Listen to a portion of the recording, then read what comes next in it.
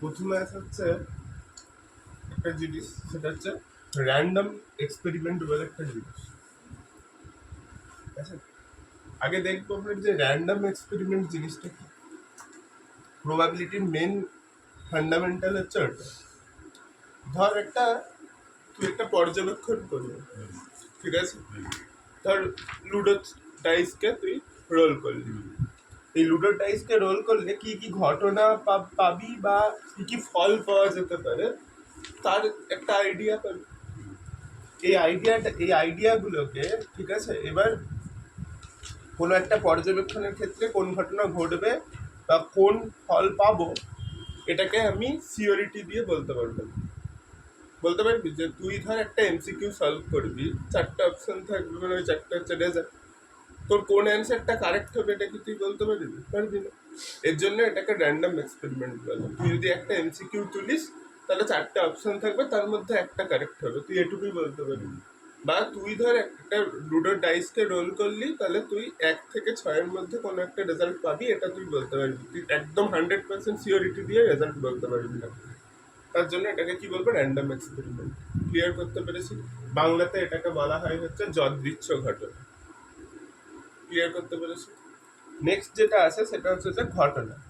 একটা ঘটনাকে যদি ধর তুই একটা ঘটনা নিবি, এই ঘটনাটাকে যদি তুই আলাদা আলাদা করতে পারিস, ঠিক আছে, ঘটনাটাকে ভেঙে যদি আলাদা কতগুলো ঘটনার সমষ্টি রূপে প্রকাশ করতে পারিস, তাহলে আমি ওটাকে বলবো হচ্ছে যে যৌগিক ঘটনা। কি বলবো? যৌগিক ঘটনা। অর্থাৎ এটার ইংরেজি নাম হচ্ছে যে কম্পাউন্ড ইভেন্টস। ওকে, এবার একটা ঘটনাকে যদি তুই ভেঙে কোনোভাবে ওটাকে যদি ভাঙতে না পারিস, একটা ঘটনার যদি সমষ্টিকে যদি তুই ভাঙতে না পারিস, তাহলে ওটাকে বলবো হচ্ছে সিম্পল ইভেন্ট। এটাকে বলবো হচ্ছে সিম্পল ইভেন্ট বা মৌলিক ঘটনা বা সরল ঘটনা। আচ্ছা, এইবার দেখ এই যৌগিক ঘটনার উদাহরণ তাহলে কি হবে। যৌগিক ঘটনার উদাহরণ হবে হচ্ছে, ধর আমি একটা ঘটনা নিলাম যে একটা ডাইসকে রোল করলাম, ঠিক আছে, বলবো যে ডাইস ইজ রোল্ড। সেক্ষেত্রে দিয়ে আমি এই এই এই ঘটনাটাকে আমি বোঝাতে চাইছি, যে ঘটনাটা হচ্ছে যে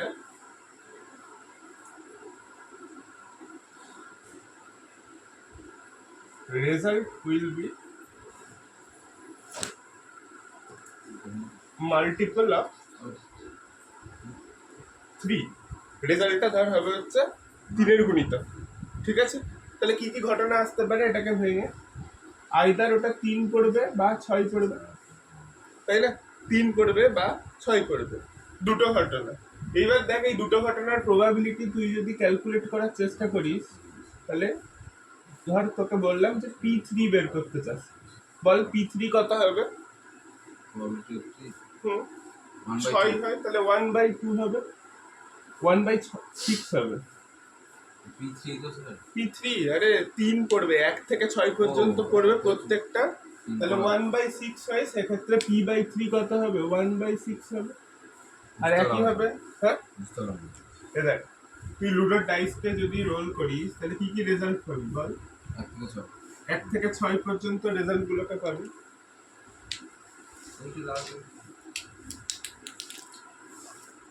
এইগুলো পাবি না, 1 2 3 4 5 আর 6, এটাই তো স্যাম্পল স্পেস হবে, ঠিক আছে।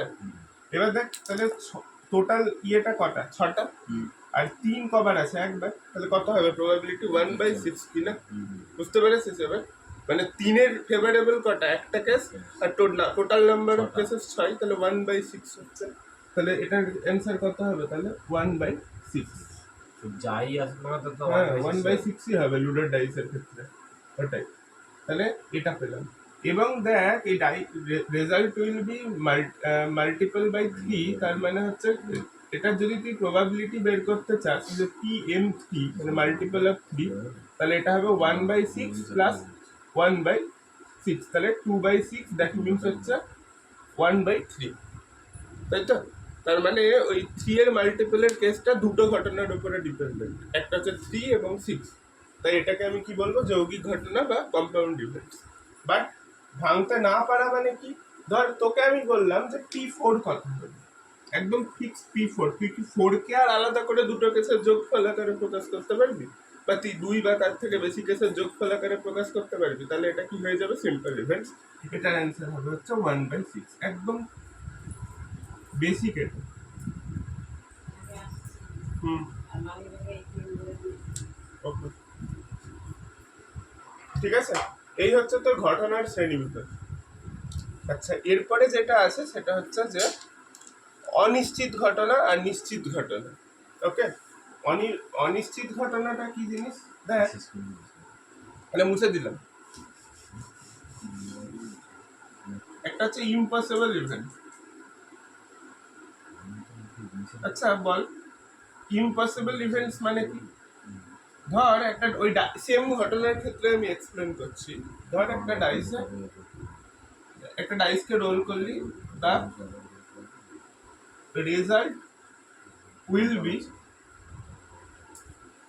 গ্রেটার দ্যান 6, এটা হওয়ার প্রবাবিলিটি কত হবে? 0 হবে। এই ঘটনাটা কোনোদিনও ঘটতে পারে না, 6 এর বেশি করতে পারবেন ডাইস রোল করলে, তাহলে এটা একটা ইম্পসিবল ইভেন্ট। আর সিওর ইভেন্ট কি? সিওর ইভেন্ট ধর আমি তোকে বললাম যে probability of the probability এরকম ভাবে যদি বলি যে x such that x এর ভ্যালুটা 1 থেকে 6 এর মধ্যে থাকবে,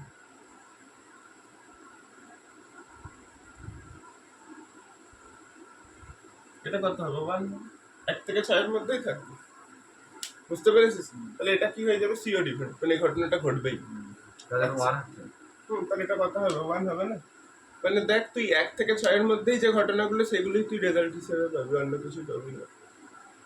পাবি? 1 সমান 1 কেন বলছিস? ওই তো তোর স্যাম্পল স্পেসটা কি ছিল, 1 থেকে 6 এর মধ্যে না? তো 1 পড়ার প্রভাব হয় 1 পড়বে, নাহলে 2 পড়বে, নাহলে 3 পড়বে, নাহলে 4 পড়বে, নাহলে 5, নাহলে 6 লিখতে পারতাম। হ্যাঁ, তো তাহলে 1/6 প্লাস 1/6 প্লাস 1/6 মানে 1 পড়বে, নাহলে 2 পড়বে, নাহলে 3 পড়বে, এরকম অর 1 অর 2 অর, তাহলে অর হলে কি হয়, যোগ প্লাস হয়, তাহলে ইউনিয়নের কেসে কি হবে, প্লাস হবে। এবং প্রত্যেকটা ঘটনার মধ্যে ভালো করে একটা জিনিস দেয়, এই যে ঘটনাগুলো, তাহলে এখানে কি কি ঘটনা পাচ্ছিস বল, একটা আইদার 1 পড়বে, অর 2 পড়বে, তাই তো, অর 3 পড়বে। আচ্ছা, তাহলে 1 আর 2 এর মধ্যে যদি ইন্টারসেকশন বের করিস তাহলে কত হবে, 5, কারণ 1 আর 2 এর মাঝামাঝি কিছু করতে পারে কি, মানে ওদের কমন এলিমেন্টস কিছু পাবি কি, পাবি না, 5।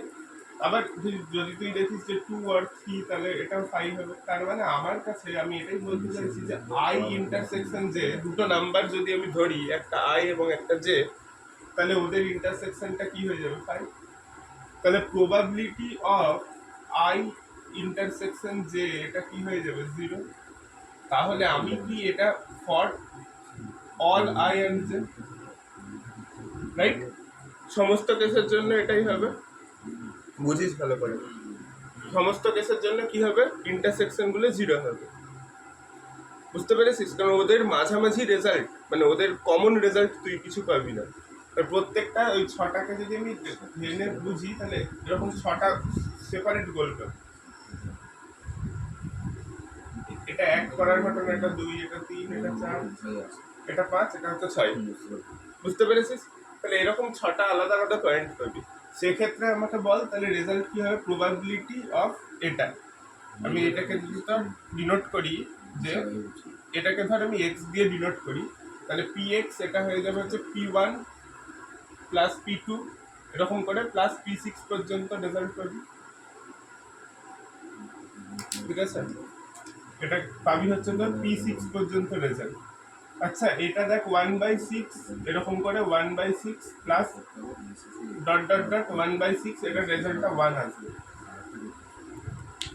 ঠিক কিনা? কেন হচ্ছে বুঝতে পেরেছিস? যে এইটাই এই জিনিসটাই হচ্ছে মিউচুয়াল এক্সক্লুসিভ ইভেন্ট, যে দুটো ঘটনার মধ্যে যদি কোনো কমন পার্ট না থাকে, দুটো ঘটনার ইন্টারসেকশনের প্রবাবিলিটি যদি 5 হয়, তাহলে সেই ঘটনাটাকে আমি কি বলবো? Mutual exclusive event. বুঝতে পেরেছিস? পরস্পর পৃথক ঘটনা সমূহ। পৃথক মানে তো এটাই বোঝায় যে আমরা বিচ্ছিন্ন সেট করেছিলাম, তাই না? বিচ্ছিন্ন সেট মানে তো এটাই বোঝায়, ডিসজয়েন্ট সেটের কনসেপ্ট। ক্লিয়ার করতে পেরেছি? হ্যাঁ, ডিসজয়েন্ট কেসের প্রবাবিলিটি কি হয়ে যাবে? 0। হ্যাঁ, আর ইয়েতে মনে হয় একটা এলিমেন্ট থাকতেই হবে। কিসের? আরেকটা আছে, ওভারল্যাপিং সেট। ওভারল্যাপিং নয়, ওটা হচ্ছে তোর এই সম্পূর্ণ ঘটনাতে যে কোনো কমপক্ষে একটা ঘটতেই হবে। ওটা দেখাচ্ছি, এটা হলো, বুঝলি? হুম। আচ্ছা, এইবার দেখ যেটা আছে সেটা হচ্ছে যে সম্পূর্ণ ঘটনা সমূহ।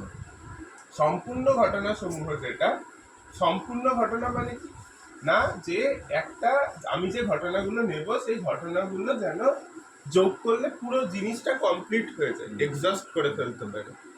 এবার দেখ, তুই এরকম যদি নিস, ধর আমি তোকে বললাম যে তুই একটা লুডোর ডাইস রোল করলি, পুরো জায়গাটার মধ্যে কমপক্ষে একটা ঘটনা ঘটবে, মানে আইদার পুরো ওয়ানটা পড়েই পুরো ঘটনাটাকে, পুরো ওয়ানটাকে নিয়ে চলে আসবে, কিন্তু এটা অ্যাকচুয়ালি হয় না। যেটা হয় যে 1 থেকে 6 পর্যন্ত পড়লে ওই কেসগুলো দেখ ভালো করে, আমরা এটা লিখলাম এক্ষুনি, P1 প্লাস P2 প্লাস এরকম করে প্লাস P6 পর্যন্ত যদি যাই, তাহলে এই রেজাল্টটা হবে হচ্ছে কত না 1। 6 পর্যন্ত পড়ার সামটা হচ্ছে 1। আর মাথায় রাখবো যে PI ইন্টারসেকশন যে এটা অলওয়েজ ইকুয়াল টু 5 হয়। তাহলে এখান থেকে আমি কি বলতে পারবো? এটা হচ্ছে সম্পূর্ণ ঘটনা, কারণ সবগুলো যোগ হয়ে গিয়ে পুরো ঘটনাটাকে শেষ করে দিচ্ছে, 1 নম্বর। আর প্রত্যেকের সাথে প্রত্যেকের ইন্টারসেকশনের প্রবাবিলিটি কত হচ্ছে? 5 হচ্ছে। তাহলে এটা হচ্ছে মিউচুয়ালি এক্সক্লুসিভ অ্যান্ড এক্সস্টিভ ইভেন্ট। বুঝতে পেরেছিস? Mutually exclusive and এক্সস্টিভ event. আমি এই শর্ত বানিয়ে হ্যাঁ, এটাকে এইভাবেই দেখাতে হয়, মিউচুয়ালি এক্সক্লুসিভ এবং এক্সস্টিভ। দেখবি অঙ্ক আছে। ওকে, আচ্ছা, এটা হয়ে গেল। এরপর হচ্ছে পূরক ঘটনা। পূরক ঘটনা কি? ওই যে বললাম P1 এক পড়বে, তার প্রবাবিলিটি হচ্ছে 1/6। তাহলে এক পড়বে না, তার প্রবাবিলিটি কত? নট 1। এটা হওয়ার প্রবাবিলিটি কত হবে? 1 মাইনাস 1/6। আচ্ছা, এবার ভালো করে একটা জিনিস দেখ, এক পড়বে না, এটা মানে কি কি পড়বে? 2 3 4 5 6 পড়বে। তাহলে 2 3 4 5 6 মানে কটা রেজাল্ট? 2 3 4 5 6 মানে কটা রেজাল্ট? 5টা। তাহলে এই 5টার জন্য প্রবাবিলিটি কত হবে? টোটাল 5/6। ঠিক, এই 5টার জন্য প্রবাবিলিটি কত হবে? 5/6। এটা কি করে পাচ্ছিস না? 1 থেকে 1/6 বাদ দিয়ে রেজাল্টটা চলে আসছে। তাহলে আমি এখান থেকে এটাকে বলতে পারবো কত না, এটা হচ্ছে 5/6 হবে। দ্যাট মিনস আমি এটাকে এরকম ভাবে লিখতে পারি, P1 ড্যাশ মানে হচ্ছে 1 মাইনাস P1। আরো যদি প্রিসাইজলি লিখি তাহলে PA is equal to 1 minus, sorry, PA dash is equal to 1 minus PA, or PAC plus P dash এটা ইকুয়াল টু 1 মাইনাস P। যে কোনো একটা রেজাল্ট আমি মুখস্থ করতে পারবো। যদি পরে তার ঘটনা যদি PA হয়, মানে কোনো একটা ঘটনা ঘটবে, তার প্রবাবিলিটি যদি X হয়, তাহলে ঘটনাটা ঘটবে না, তার প্রবাবিলিটি 1 মাইনাস X হবে। ক্লিয়ার করতে পেরেছি? এটা ফর্মুলাটা লাগবে। ওকে, আচ্ছা, go to next, equally likely events. কোনো একটা র্যান্ডম এক্সপেরিমেন্টের মধ্যে তার যে সাব ব্রাঞ্চেস গুলো আছে, সেই সাব ব্রাঞ্চেস গুলোতে ভালো করে দেখবি ইকুয়ালি লাইকলি ইভেন্টস এর ক্ষেত্রে, ধর ওই যে বললাম যে এবার আমি একটু লুডো ডাইস থেকে বেরোচ্ছি, দিয়ে অন্য একটা ডেটা নে, কিছু একটা এমসিকিউ আছে।